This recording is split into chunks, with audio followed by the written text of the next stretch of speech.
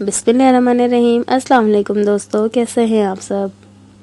نبی کریم صلی اللہ علیہ وآلہ وسلم کی تربیت کا ایک طریقہ یہ تھا کہ پہلے غلطی کا احساس دلاتے تھے، پھر نصیحت فرماتے تھے۔ ایک مرتبہ آپ صلی اللہ علیہ وآلہ وسلم صحابہ کرام کی مجلس میں تشریف فرما تھے۔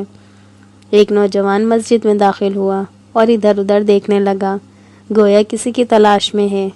اسے رسول صلی اللہ علیہ وآلہ وسلم دکھائی دیے۔ وہ آپ کی طرف آیا اور کہنے لگا، یا رسول اللہ صلی اللہ علیہ وآلہ وسلم، مجھے زنا کی اجازت دیجیے۔ غور فرمائیے کہ اس نے کتنی بڑی جرت کی، لیکن قربان جانیے معلم انسانیت صلی اللہ علیہ وآلہ وسلم پر کہ آپ پر ذرہ برابر خفگی کے اثار دکھائی نہیں دیے۔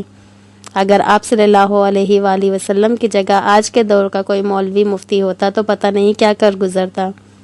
اس نوجوان کے اس قسم کے سوال پر آپ صلی اللہ علیہ وآلہ وسلم نے اس کی دینی حالت کو بھانپ لیا کہ یہ دینی اعتبار سے کمزور نوجوان ہے، لیکن اس کے اندر پائے جانے والے ایمان نے اسے اجازت لینے پر آمادہ کیا۔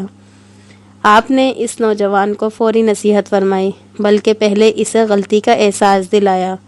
چنانچہ آپ صلی اللہ علیہ وآلہ وسلم نے اس نوجوان سے پوچھا، کیا تمہیں اپنی والدہ کے ساتھ زنا کیا جانا پسند ہے؟ اس نے کہا نہیں، تو آپ صلی اللہ علیہ وآلہ وسلم نے فرمایا، اسی طرح دوسرے لوگ بھی اپنی ماؤں کے لیے پسند نہیں کرتے۔ پھر دریافت کیا، کیا تم اپنی بیٹی کے لیے زنا کو پسند کرتے ہو؟ جوان نے کہا نہیں، تو آپ صلی اللہ علیہ وآلہ وسلم نے فرمایا کہ دوسرے لوگ بھی اپنی بیٹیوں کے لیے زنا کو پسند نہیں کرتے۔ آپ صلی اللہ علیہ وآلہ وسلم نے پھر پوچھا، کیا تم اپنی بیوی یا خالہ کے لیے زنا کو پسند کرتے ہو؟ اس نے کہا نہیں۔ بالآخر آپ صلی اللہ علیہ وآلہ وسلم نے فرمایا کہ لوگوں کے لیے بھی وہی پسند کرو جو تم اپنے لیے پسند کرتے ہو۔